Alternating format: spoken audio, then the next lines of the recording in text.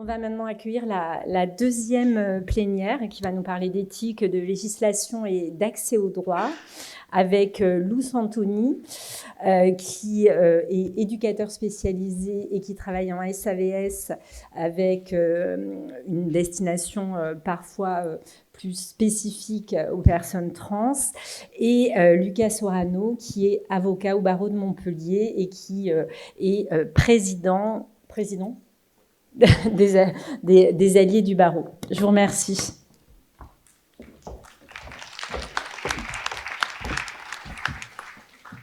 Bonjour à toutes et à tous, je ne sais pas si vous m'entendez.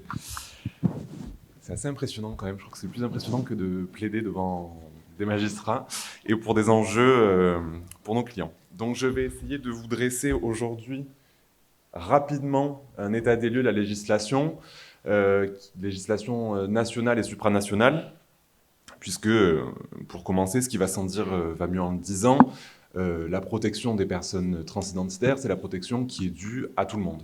Donc c'est le cadre de droit commun, les dispositions de droit commun, du code civil, du code du travail, du code pénal, de l'ensemble des lois et des décrets qui sont applicables en fait à tout justiciable et citoyen français. À la précision près qu'on a effectivement l'application du principe de droit à la non-discrimination. Et là où je voulais simplement insister, c'est qu'on appelle ça un droit à la non-discrimination et ce n'est pas une liberté. Une liberté, c'est une liberté individuelle, j'ai le droit de faire quelque chose. Un droit à, ça engage deux parties. La personne qui est titulaire du droit et un débiteur de ce droit qui est l'État. Donc l'État français doit faire en sorte que mon droit puisse s'exercer librement. Et donc c'est le principe de droit à la non-discrimination. On parle également de respect de l'identité de genre des personnes trans, alors avec une définition qu'on a eue tout à l'heure avec Naja, avec une possibilité d'engager un parcours de transition ou non, un parcours de transition qui peut être compté, qui peut se diviser en trois. On peut avoir une transition sociale, une transition médicale et une transition juridique. Lorsque notre droit à la non-discrimination n'est pas respecté, on tombe sous le coup d'une discrimination et de transphobie. La transphobie peut être définie comme le rejet, le mépris ou la haine des personnes ou des comportements associés aux transidentités. Là où la discrimination regroupe trois conditions, c'est un traitement défavorable, fondé sur un critère interdit par la loi, donc l'identité de genre, qui est inscrit comme une discrimination, relevant d'une situation ou d'un domaine visé par la loi. Donc ça recoupe finalement l'éducation, logement, travail, emploi, santé, loisirs, plusieurs domaines comme ça. Et dans le cas où on subit une discrimination en raison de notre identité de genre, la personne le prévenu peut être sanctionné. Et j'y reviendrai plus tard. Et tout à l'heure, on verra sur un autre atelier, sur l'atelier violence et discrimination, où je développerai beaucoup plus ces aspects-là. Au niveau supranational, très rapidement, on a une protection, alors notamment au niveau européen, avec la CEDH, avec la CJUE, donc CEDH, Cour européenne des droits de l'homme, la CJUE, la Cour de justice de l'Union européenne, qui sont deux instances complètement différentes, et une protection internationale avec l'OMS et le Haut Comité pour les réfugiés des Nations Unies, UNHCR en anglais. Ceci étant rappelé, on doit évidemment évoquer la protection particulière de l'accès aux soins, de la santé et la protection sociale due aux personnes transidentitaires, avec des évolutions législatives. On a historiquement la transidentité qui est considérée comme une ALD, donc une affection longue durée, avec des incidences de suivi psychiatrique, des opérations de changement de sexe obligatoires, etc. Aujourd'hui, on est sur une ALD HL, donc hors liste, avec une dépsychiatrisation, j'y suis arrivé, des parcours de transition médicale, et donc une prise en charge du parcours à 100% par la sécurité sociale. L'OMS a mis à jour la classification internationale des maladies en mai 2019, effective en janvier 2022. Alors, je ne sais plus où est Simon qui a parlé tout à l'heure, je crois que j'ai entendu 2024. 2024 ou 2022, du coup, je ne sais plus. Pour l'OMS, tu as parlé de 2024, non? Ah, ok, la Sécu, pardon. Et on a historiquement des obstacles administratifs et médicaux, avec notamment le protocole de 89. Le protocole de 89, je ne le connaissais pas avant de préparer cette présentation aujourd'hui. C'est un protocole qui a été établi par une équipe médicale en charge de l'accompagnement des personnes trans de l'hôpital Saint-Louis à Paris, et qui est souvent désigné comme le protocole à suivre en la matière. Alors qu'on a donc ces préconisations, c'est 2 ans de suivi psychiatrique, un suivi par un endocrinologue, un chirurgien, et conditionne l'accès à une transition médicale à l'accord de ces 3 personnes. On a le rapport de l'HAS, Haute Autorité pour la Santé, et l'IGAS en 2011 qui viennent rappeler que ce protocole n'a aucun fondement juridique. Aucun fondement juridique à ce protocole de 89. Pour autant, il a été appliqué pendant de très nombreuses années, continue d'être appliqué, et on a, heureusement, l'intervention de, aujourd'hui on dit la défenseur des droits, ou du défenseur des droits, l'AAI, l'autorité administrative indépendante, qui vient rappeler auprès de la CNAM, la Commission nationale de l'assurance maladie, que ce protocole n'a aucun fondement juridique et qui ne doit pas être appliqué. Et on a des actions judiciaires qui ont été rendues nécessaires par des personnes à qui on a refusé l'accès aux soins parce que l'équipe médicale considérait que le protocole de 89 n'avait pas été respecté, alors même qu'il ne doit pas être respecté. Et donc on a des interventions on a des décisions de justice, et des réactions des tribunaux avec des condamnations de CPAM pour refus de prise en charge en cas de non-suivi du protocole. Donc on a une décision cadre du défenseur des droits. Le défenseur des droits, donc, c'est une autorité administrative indépendante qui rend des décisions cadres sur certains sujets lorsque elle est notamment extrêmement rendue témoin d'un certain sujet. Et en juin 2025, la décision cadre phare du défenseur des droits, ça a été une décision cadre sur l'accès aux droits et l'accès aux soins des personnes transidentitaires. Et dans cette décision cadre, on a des recommandations du défenseur des droits qui est autant applicable. Ce n'est pas opposable juridiquement parlant, mais qui est applicable et qui invite tant le législateur que les juridictions à abandonner le respect de ce protocole, puisqu'il n'a aucun fondement juridique. Il faut répéter 3 fois pour que, apparemment, ça soit compris. Donc, le protocole de 89 n'a aucun fondement juridique. Alors, on va dire que ça fait 3 fois.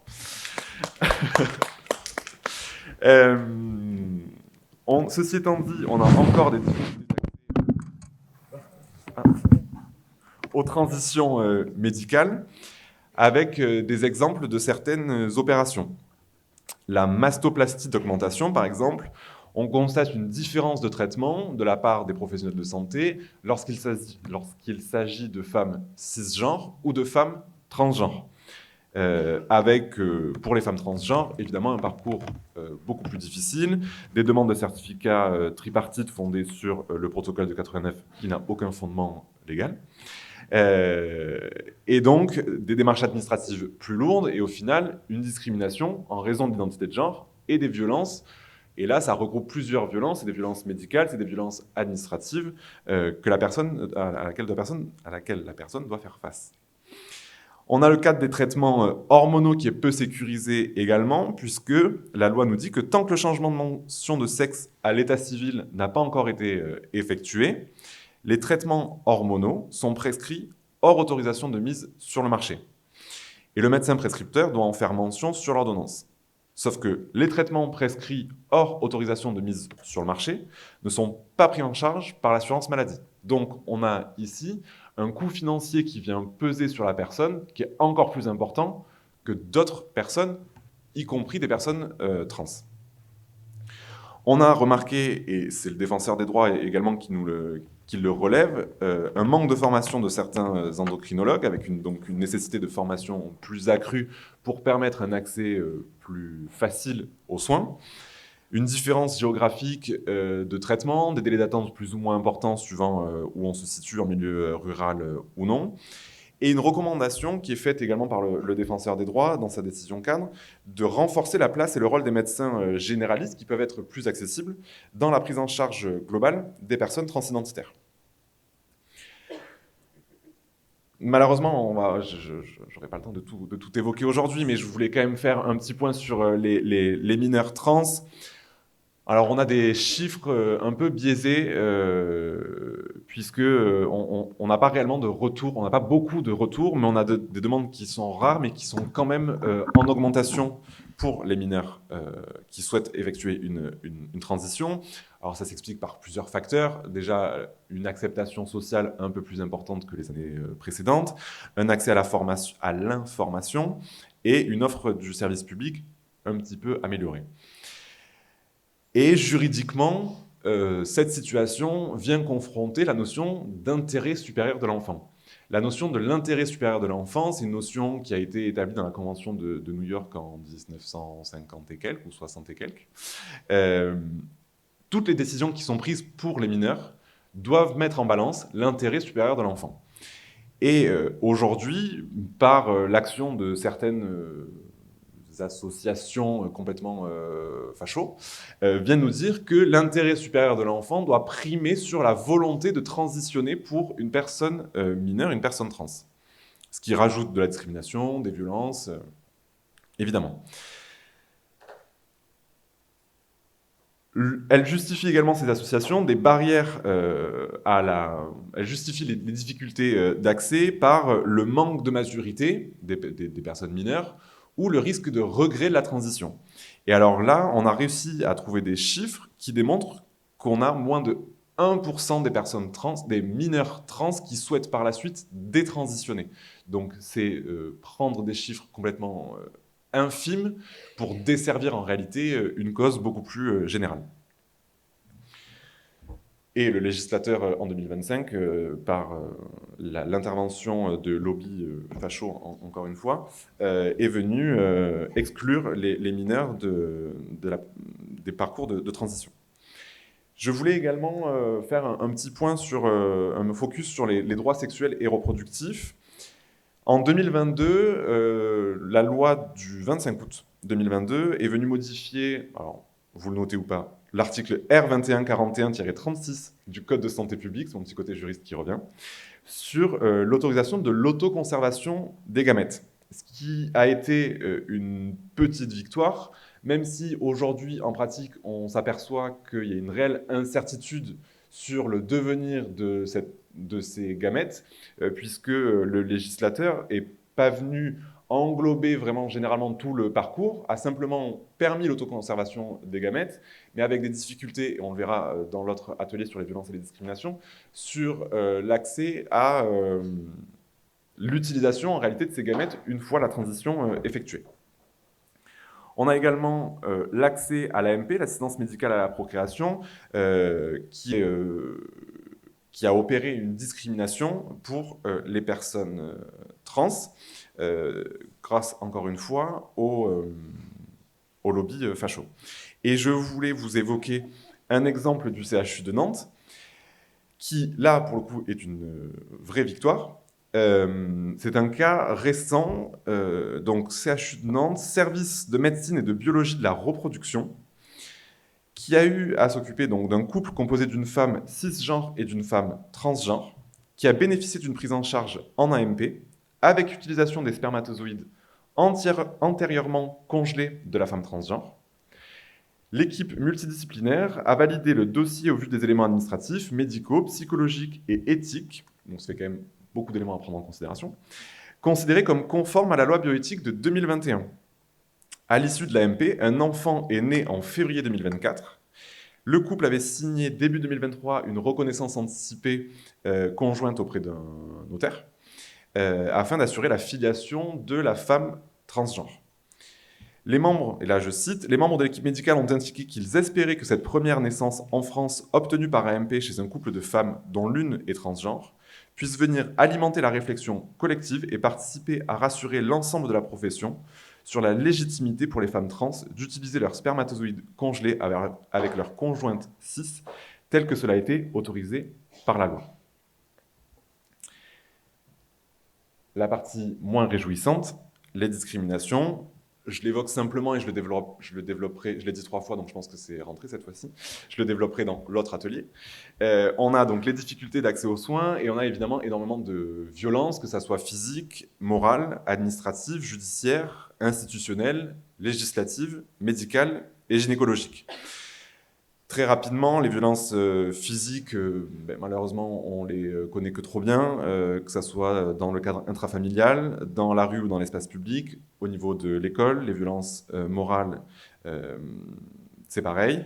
Les autres exemples, je les développerai dans l'autre atelier, mais les questions qu'on peut se poser, c'est aujourd'hui, une fois qu'on a fait ce constat-là, qu'on a rappelé un peu le cadre législatif et historique, quelles évolutions sont possibles ? Il faut prendre en fonction les réalités individuelles pour faire avancer le collectif. Et on l'a vu dans l'histoire, c'est souvent l'évolution de la société qui permet une évolution in fine de la loi.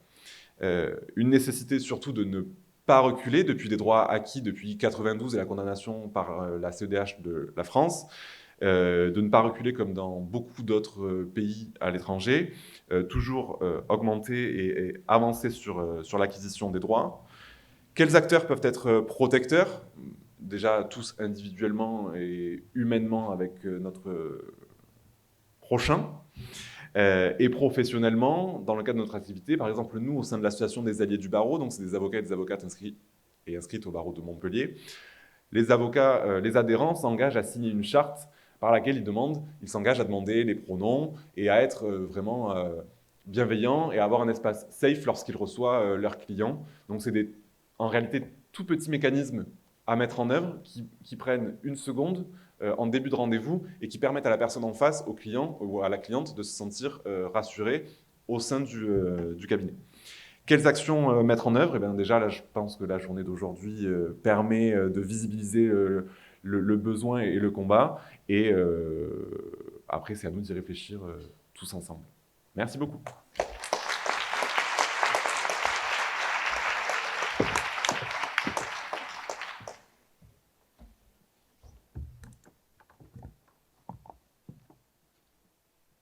Bonjour. Bonjour, moi je vais faire un focus sur les démarches administratives, et seulement sur les démarches administratives, et seulement sur 2 démarches administratives du parcours de transition. Au vu des PowerPoint des personnes qui m'ont succédé, moi j'ai mis un peu plus d'effets, parce que je me suis dit que les démarches administratives, c'était pas le truc le plus réjouissant, donc il va y avoir un peu plus d'effets, je vous préviens. Et je pense que c'est un des premiers que je fais, alors je me suis un peu emballé aussi. Alors, éthique et administratif.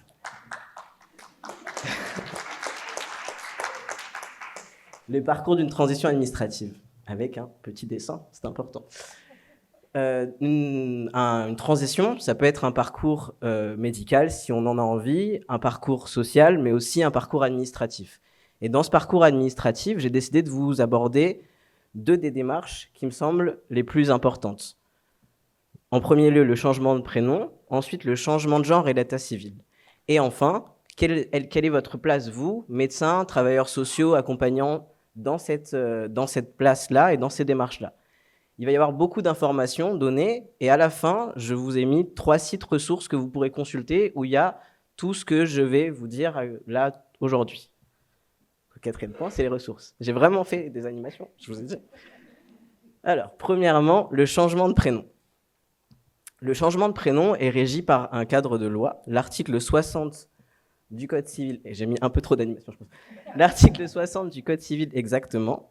Je vous ai mis là, mais je ne vais pas le lire, je vais vous l'expliquer un peu. L'article 60, du coup, il est en 2 parties. La première partie indique un peu le cadre. Le cadre, c'est que toute personne peut demander un changement de prénom dans sa ville de résidence ou de naissance auprès de l'officier d'état civil. Ça, c'est la première partie de l'article. La deuxième partie me semble très importante, et notamment sur les questions d'éthique. Car dans la deuxième partie est indiqué que la demande doit revêtir de l'intérêt légitime. Et c'est ça, je pense, qui est très important, dont il faut s'arrêter un peu aujourd'hui dessus, car cet intérêt légitime, qu'est-ce que c'est finalement ? L'intérêt légitime, c'est important de rappeler que c'est seulement l'intérêt spécifique de la personne et de son parcours personnel.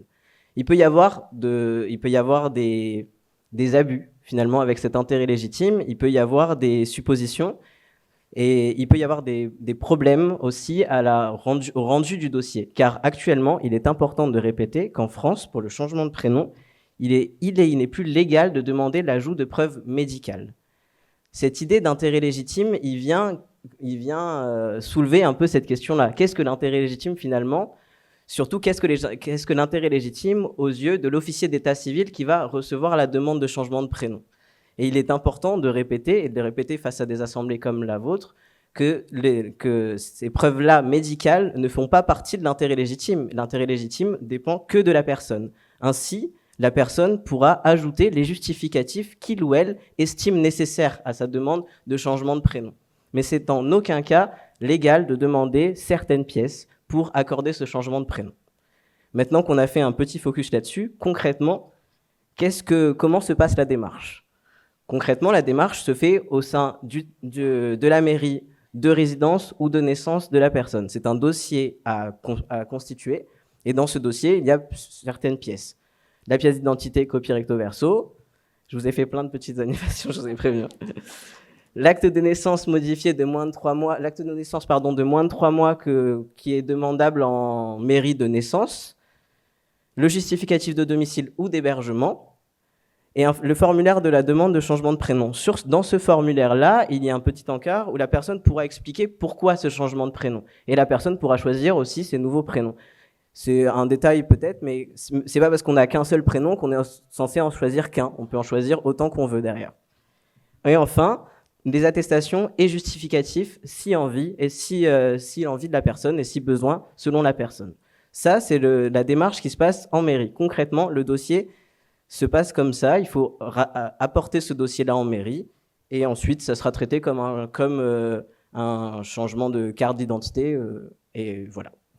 Mais je voulais répéter une dernière fois que l'intérêt légitime ne dépend pas de l'opinion de l'officier d'état civil, mais bien de la démarche engagée par la personne concernée. C'est peut-être, j'accentue peut-être un peu beaucoup là-dessus, mais parce que c'est des choses qui arrivent. Et c'est des problèmes dont les personnes trans sont confrontées en allant déposer leur changement de prénom, leur demande de changement de prénom. Donc c'est important de le répéter aujourd'hui. Maintenant qu'on a parlé du changement de prénom, je vais vous parler du changement de genre à l'état civil. Alors le changement de genre à l'état civil, c'est ce que vous aurez sur la carte d'identité, le F qui va se transformer en M ou le M qui va se transformer en F. Certaines personnes trans n'ont pas forcément envie de faire ce changement de genre à l'état civil. Certaines vont s'arrêter juste au changement de prénom. Ça dépend de chaque parcours. Concrètement, le changement de genre à l'état civil est aussi régi par un cadre de loi, l'article 61.5 du Code civil. Encore une fois, je ne vais pas forcément vous le lire, mais c'est intéressant que vous l'ayez et que vous puissiez le retrouver si jamais vous en avez envie. Dans cet article est indiqué que toute personne majeure ou mineure émancipée peut demander un changement de genre à l'état civil au sein de son tribunal de résidence ou de naissance si l'état civil dans lequel il ou elle se présente ne correspond pas à celui qui a marqué sur ses documents d'identité. Concrètement, comment ça se passe? Concrètement, c'est une démarche à faire auprès du tribunal judiciaire. Il y a aussi des documents à mettre ensemble. Je fais des mimes aussi dans ma présentation. Premièrement, la requête. La requête, c'est un document où va être expliquée la démarche de la personne. Cette requête, vous pourrez la trouver aussi déjà préfaite avec des encarts à modifier sur les sites ressources que je vais vous mettre à la fin. Donc si jamais vous êtes face à quelqu'un qui a besoin de faire ce changement et ne sait pas quoi mettre dans la requête, vous pourrez trouver des requêtes déjà faites à modifier selon le parcours de la personne.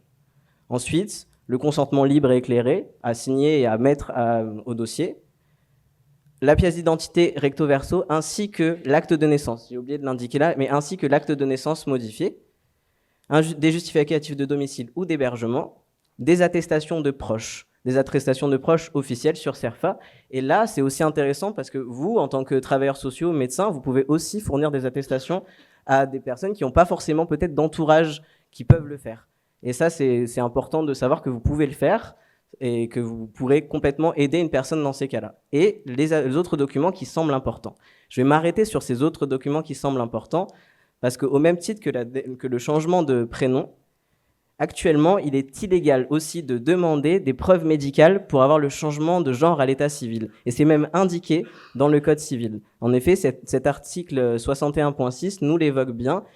Et je pense que c'est très important de le répéter aussi parce qu'il y a certains endroits où c'est pas encore respecté et qu'il faut constamment se battre pour ne pas mettre des preuves médicales dans nos dossiers de changement de genre à l'état civil. Et peut-être que vous aussi, en tant que travailleurs sociaux, médecins, professionnels de l'accompagnement, Vous pouvez insister là-dessus auprès des personnes que vous accompagnez et auprès des institutions. Alors maintenant, concrètement, quelle peut être votre place dans ces démarches? J'ai mis beaucoup trop de trucs. L'accompagnement et l'aide administrative. Faire ce genre de dossier peut coûter pour les personnes concernées, peut être remuant, parce qu'on va aller chercher des documents administratifs un peu anciens, on va se confronter aussi à une certaine réalité. Être là, avoir une écoute et un soutien inconditionnel peut être très important pour certaines personnes. Aider à la conception de ce dossier, aider à la conception de voir si toutes les pièces sont là et en ordre, parce que ce serait une charge mentale en moins, concrètement, pour les personnes trans et les personnes concernées. Ensuite, vous pourrez être là pour apporter votre soutien face aux institutions. Il y a certaines fiches explicatives qui expliquent un peu cette démarche. Vous pourrez l'amener avec vous. Ces fiches explicatives, elles se retrouvent sur les sites ressources que je vous donne à la fin. Vous pourrez les amener avec vous lors des rendez-vous pour réexpliquer un peu comment ça se passe et concrètement comment ça a été décidé. Soutenir la demande face à l'officier d'état civil le jour où la personne va amener son dossier. Et enfin, rappeler le cadre de la loi. Je pense que c'est très important, cette dernière étape, parce que en tant que professionnel, on n'a pas le même lien, on n'a pas la même implication. Et je pense que c'est plutôt à nous de rappeler le cadre de la loi qu'à la personne concernée qui va déjà avoir tout un passif et qui va déjà avoir toute une difficulté peut-être à remplir ce dossier. Alors, je vous parle des ressources. Donc, ces ressources-là, ce sont 3 sites faits par des personnes concernées qui expliquent et qui développent toutes ces démarches-là et bien d'autres aussi et qui sont très accessibles. Pour vous ou pour des personnes que vous accompagnez, c'est intéressant de les avoir. Et voilà, je vous dis merci pour cette présentation.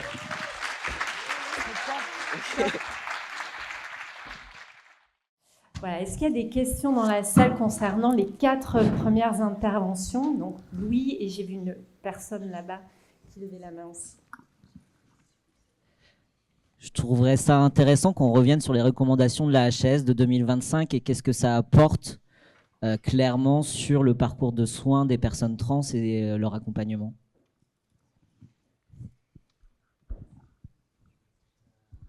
Vu que dans le cadre des démarches administratives, ça dépend de la mairie de naissance ou du lieu de résidence, et qu'il peut y avoir, celui-là, un certificat d'hébergement, est-ce qu'à certains moments, ça ne peut pas être stratégique de choisir une mairie plutôt sympathisante, mais si on a déjà un lieu de résidence, est-ce qu'on peut demander un certificat d'hébergement? Je ne sais pas si vous voyez la magouille, oui. Un peu de justifier, même si on habite déjà quelque part, de demander... est-ce que vous voyez ce que je veux dire là-dessus? Ouais. Oui, je vois ce que vous voulez dire. Et en effet, ça peut être très stratégique de demander une attestation d'hébergement dans une ville qu'on estime être plus à gauche pour pouvoir avoir peut-être plus de facilité pour ce changement de prénom ou de genre à l'état civil. Oui, c'est possible. Juste pour donner une illustration, nous, dans l'assaut, on a été contactés par des parents d'une petite fille trans. Et en fait, ils habitent à Beaucaire, je crois. Et le maire n'est pas très, très sympathisant. Et ils ont choisi d'aller plutôt parce qu'ils s'étaient renseignés. Et en fait, ils savaient que toutes les demandes de changement de prénom qui a été déjudiciarisé, donc on n'est plus obligé de passer devant le tribunal, c'est directement en mairie. Le maire, à chaque fois, balance le dossier au parquet en disant « moi, je ne veux pas en connaître, c'est pas ma responsabilité », donc il transmet le dossier au parquet, donc ça redevient judiciaire. Et donc, du coup, les parents ont choisi effectivement d'aller dans la ville de naissance de la petite fille qui n'était pas Beaucaire. Et là, ça s'était effectivement passé sans aucune difficulté. Donc, à ce moment-là, on constitue le dossier comme il faut le constituer, et c'est juste qu'on choisit effectivement sa mairie. Je ne sais pas si ça répond à votre interrogation. Mais... Oui, moi la question c'était la magouille de si c'est ni le lieu de naissance ni le lieu de résidence, est-ce qu'on peut faire un faux certificat d'hébergement chez une personne qu'on connaît? C'est cet endroit-là. Oui. Pardon, ok, j'avais pas compris la magouille. Non, mais ça répond là-dessus, mais c'est à cet endroit-là spécifiquement. C'est filmé, c'est enregistré là ou pas? Non, oui, on peut trouver des solutions alternatives, évidemment. Moi, j'avais une question. Ah, pardon. Avant de faire ça, je voulais juste compléter sur le changement d'état civil. les personnes qui n'ont pas la nationalité française et qui n'ont pas le statut qui n'ont pas obtenu l'asile en France, donc qui n'ont pas d'acte de naissance. Il y a un guide qui a été réalisé par le GISTI et Accept-ST qui est disponible sur Internet concernant le changement de prénom et le changement d'état civil dans ce cas-là, parce que il y a des démarches supplémentaires à réaliser auprès des préfectures. Bon, les préfectures sont peut-être pas les meilleurs alliés. C'est un guide donc, qui a été réalisé par le GISTI, G-I-S-T-I. Vous trouvez sur leur site, si vous googlez changement d'état civil, personnes étrangères, GISTI. Il me semble qu'il est disponible à la commande. Donc si vous travaillez dans une structure, commandez-le, c'est très utile. Alors sur les recommandations, ça demanderait un temps un peu plus long.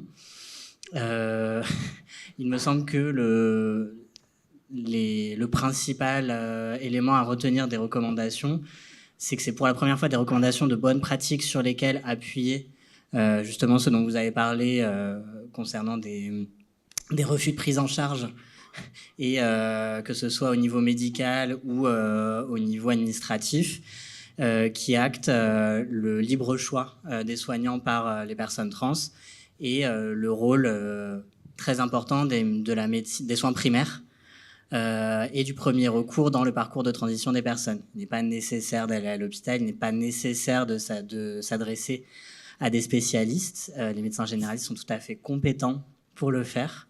Et c'est en très gros, parce que ces grosses recommandations, voilà, vous trouverez des résumés aussi assez facilement qui ont été faits ces derniers mois par des associations communautaires. Donc je vous invite à aller lire tout ça plus avant. Oui, alors j'avais une question sur la transition via le traitement hormonal chez les mineurs. Du coup, ça se passe comment? J'ai pas bien compris le cadre légal et si c'est possible s'il y a l'autorisation parentale ou si c'est pas du tout possible même s'il y a l'autorisation parentale. Alors, la transition hormonale chez les mineurs se fait comme tout dans le même cadre que tous les soins qui concernent les mineurs. Donc, c'est l'autorisation des parents. Après, la pratique en cabinet pour quand on a plus de 16 ans, est-ce que ça c'est à définir? Est-ce que la santé trans c'est de la santé sexuelle et donc au-delà de 16 ans, on est en mesure de demander des soins sans que les parents soient au courant? Ça, c'est des choses à définir. Je ne suis pas en mesure de faire une réponse plus précise pour deux raisons. Premièrement, parce qu'il n'y a pas de recommandation de bonne pratique, et que pour l'instant, ce qui s'organise, c'est des médecins qui font une pratique pour protéger leurs patients, des associations qui se protègent aussi. C'est possible de transitionner quand on est mineur, c'est mieux quand on a le soutien de ses parents. Ce qui importe, c'est le bien-être des enfants et de survivre. On pourra en parler peut-être plus avant à la pause. Oui. Oui. Je vois pas. Oui, bonjour. Je voulais savoir si pour les personnes concernées, c'était plus logique de faire d'abord un changement de genre ou enfin d'abord un changement de prénom à l'état civil. Alors, je n'ai pas défini ça là, dans la présentation parce que c'était réduit en temps, mais on peut aussi faire le changement de prénom et le changement de genre à l'état civil en même moment. S'il y a des personnes qui ont envie de faire les deux en même temps, c'est ces deux dossiers à envoyer au tribunal. Alors, ça met une temporalité différente parce que la réponse met plus de temps à arriver. Il peut y avoir le passage devant le juge aussi, donc c'est différent. Mais après, ça dépend du parcours de chacun. Personnes qui veulent faire l'un et pas l'autre, ça dépend de chaque personne, en fait. Je ne sais pas si j'ai bien répondu, c'était ça? Oui, carrément, merci. Alors, on va peut-être prendre encore... il y a beaucoup de questions. Allez-y. Hélène, ouais, avec la lumière dans les yeux, c'est pas simple. Franck Marcet, je suis de l'association SIS qui gère SIDA Info Service, mais également le dispositif Leia et là qui a remplacé la ligne Azur. Moi, je me sens très frustré parce que j'aurais souhaité que chacun d'entre vous puisse y approfondir votre sujet parce que c'est remarquable et je trouve que ça donne envie d'aller plus loin. Donc, de ce point de vue-là, chapeau. La question, elle porte sur le changement de prénom. Nous, on a une difficulté qui revient assez souvent en milieu scolaire chez les mineurs, quand l'équipe éducative est prête à jouer le jeu, mais qu'il y a une opposition des parents. Comment on gère de telle manière que le jeune ou la jeune ne soit pas mégenrée et qu'elle puisse effectivement adopter un prénom, là où l'administration dit « nous, on est coincé par l'autorité parentale auquel on est censé se soumettre ». Donc, je voulais avoir votre avis sur cette question. Et merci. Nous, les situations que nous avons, on est beaucoup sollicité par les collèges, les lycées, tout ça, sur les bonnes pratiques.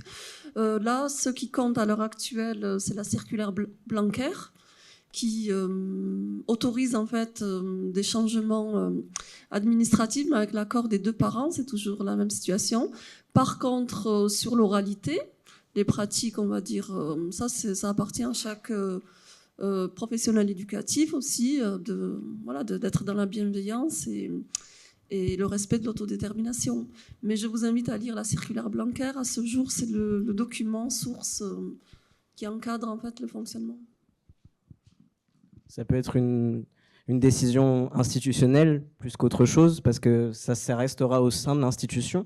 Si l'enfant veut être appelé d'une certaine façon, mais que les parents ne sont pas d'accord, mais qu'il n'y a pas de démarche administrative derrière, ça peut être une décision institutionnelle de la part de l'établissement. Merci beaucoup. On a encore un petit peu de temps. Il y avait plein de bras levés tout à l'heure. Allez-y. Bonjour, merci beaucoup. C'est très, très instructif. Je suis médecin et je découvre, en fait. Voilà. Je voulais savoir, en cas de changement de prénom, par exemple chez un mineur que vous avez évoqué, ou une mineure, ça reste sur le livret de famille, parce que c'est des papiers qui sont demandés tout au long de la vie. Donc, comment ça se passe? Est-ce qu'on peut avoir un nouveau livret de famille pour, voilà. Et je voulais savoir aussi, vous évoquez des difficultés, donc le pourcentage, s'il est connu, de difficultés ou de refus de changement de prénom ou d'état civil, qu'on puisse accompagner nos patients aussi en amont. Merci. Alors, pour le livret de famille, vous pouvez le modifier, c'est à la demande. Ce qui va être modifié, c'est l'acte de naissance. Sur l'acte de naissance, il va être indiqué les différents prénoms de la personne et le changement de genre aussi, s'il y a un changement de genre. Ça va rester sur l'acte de naissance. Après, en ce qui concerne les pourcentages de refus, alors j'ai pas du tout de chiffres, mais peut-être que Simon les a. Pour les changements de prénom en mairie, il me semble qu'il n'y a pas de chiffres. En revanche, pour les changements d'état civil, c'est des données qui ont été compilées par l'association Toutes des femmes, qui a organisé une campagne l'année dernière pour la déjudiciarisation du changement d'état civil, et qui, il me semble, faisait état de plus de 98% d'acceptation des requêtes de changement d'état civil, ce qui démontre le fait que c'est pas nécessaire de passer au tribunal pour ça, puisque en majorité il y a une acceptation et que les refus se font sur des critères discriminatoires liés à l'apparence physique, c'est-à-dire un juge qui considère que vous ne ressemblez pas assez à un homme ou à une femme, alors que la loi ne précise pas ce qu'est un homme ou une femme au niveau de l'apparence. Donc c'est pour ça aussi que les associations plaident pour l'autodétermination sur ce plan-là et la déjudiciarisation du changement d'état civil. Pour compléter, le défenseur des droits est venu à chaque fois et saisit régulièrement quand il y a des refus au niveau des tribunaux et qu'il y a des recours qui sont nécessaires derrière. Et dans la décision cadre du 16 ou 25 juin, 17 juin 2025, elle rappelle justement, alors elle évoque pas de nombre ni de statistiques dans cette décision, mais dans d'autres décisions, et en fait elle dit que c'est assez minoritaire, heureusement, mais que c'est vécu comme une discrimination à chaque fois, et c'est hyper violent, et souvent pour vraiment être transparente, la défenseur des droits lit, écrit, retranscrit le jugement. Et en fait, c'est des motivations, mais qui sont complètement lunaires, en disant la personne n'avait qu'un seul prénom, donc elle ne peut pas en choisir deux, surtout qu'elle s'appelait Patrick, et que donc là, elle ne choisit pas Patricia, alors que ça aurait été plus logique de choisir Patricia. Enfin, c'est des trucs complètement lunaires. Alors, heureusement, il n'y en a pas beaucoup, mais quand la personne le vit, elle, personnellement, je pense que c'est extrêmement difficile. Et juste pour revenir sur la mention à l'état civil. Nous, on a été interrogés à l'ASSO hier par mail sur la question de savoir est-ce qu'on peut avoir un nouvel acte d'état civil totalement complètement nouveau, ou est-ce que la personne doit conserver la mention en bas de le prénom a été changé à telle date et donc on a eu la demande d'hier, donc j'ai pas encore la réponse, si toi tu l'as. Ah.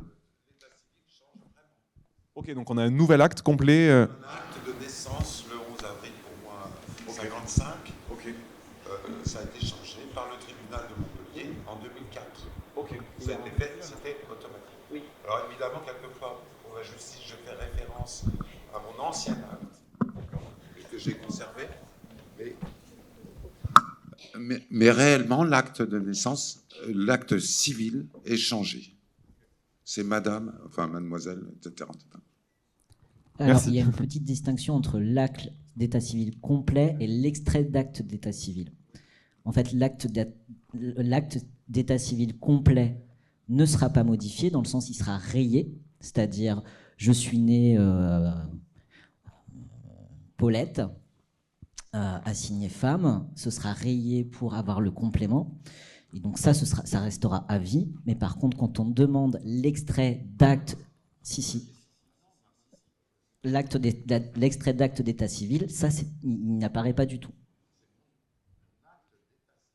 Non, mais il y a une mais normalement, c'est pas. Enfin, alors ça a peut-être changé, mais normalement, c'est l'extrait et la copie d'acte intégrale. Bon, Merci. Deux situations différentes. Du coup, il y a une autre question là-bas. Merci. Moi, j'ai une question assez spécifique à mon lieu d'exercice. Je suis médecin généraliste en Lozère et il y a un travail qui est fait dans notre préfecture sur la lutte contre les discriminations. Et du coup, j'ai une question par rapport à la déclaration des actes de discrimination ou de LGBTQIA+ phobie, parce qu'on n'est pas nombreux dans le département et il n'y a pas beaucoup de déclarations aussi parce qu'il y a beaucoup de violences institutionnelles. Et donc, la préfecture s'en sert pour nous dire qu'il n'y a pas de discrimination LGBTQIA+ phobe en Lozère, ce qui est faux. Et j'aimerais savoir comment est-ce qu'on peut s'organiser pour à la fois ne pas jeter les personnes victimes entre les mains d'une police ou d'une gendarmerie qui est violente, parce que c'est le cas, mais en relayant quand même ces actes de discrimination pour qu'ils soient reconnus et qu'il y ait du travail qui soit fait institutionnel. Voilà. Alors les démarches, je prends la parole, mais les démarches judiciaires, effectivement, à chaque fois, c'est au choix de la personne et on doit forcer personne à aller déposer plainte. Après, il faut savoir qu'on peut déposer plainte n'importe où en France, peu importe où l'infraction a eu lieu. Donc, c'est-à-dire qu'on peut faire le choix de se rendre ailleurs que dans son village, sa ville, ou en Lozère, ou n'importe où, pour déposer plainte. Si on pense que dans tel ou tel commissariat, on va être mal reçu, on peut aller dans tel ou tel autre. Après, peut-être que c'est un travail à faire au niveau associatif, de compiler des informations, collecter des données, collecter des témoignages, quitte à ce qu'ils soient anonymes, pour, une fois ce travail effectué, se rendre en préfecture et dire, bon ben voilà, ok, les chiffres officiels qui ressortent de vos bases de données à vous, c'est 1% d'agression dans l'année, mais nous, par contre, c'est pas du tout ces chiffres-là qu'on a, et faire avancer un peu tout ça. Mais si vous voulez, prenez contact peut-être avec nous, avec l'association des Alliés, puisqu'on est sur le barreau de Montpellier, et la Lozère est dans le ressort de la cour d'appel de Montpellier, donc on peut être compétent s'il y a besoin pour intervenir, et c'est dans tous les domaines, c'est pas que dans le droit pénal, heureusement, donc n'hésitez pas.